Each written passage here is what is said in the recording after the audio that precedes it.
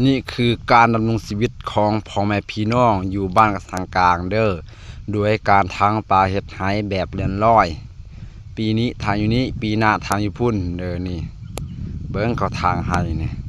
ซ้ำซากสิได้เขากินคู่มื้อนี่จากเขาเบื่อเป็นข้าวสารนี่มันต้องผ่านหลายขั้นตอนทางแล้วก็จูดแล้วก็ฮือแล้วก็เสียหญ้าแล้วก็สักเข้าแล้วก็เสียหญ้าแล้วก็หูดแล้วก็กระเจาะใส่แล้วเขา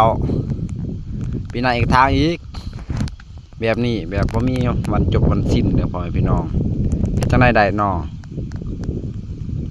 อดทนนั่นแหละเพื่อจะได้กินข้าวงามๆมันมีหลายขั้นตอนมันได้ค่อยเคยผ่านแล้วปีนี้ขอประทางปีนี้นะสิมาเฮ็ดนาก่อนนี่บรรยากาศนะ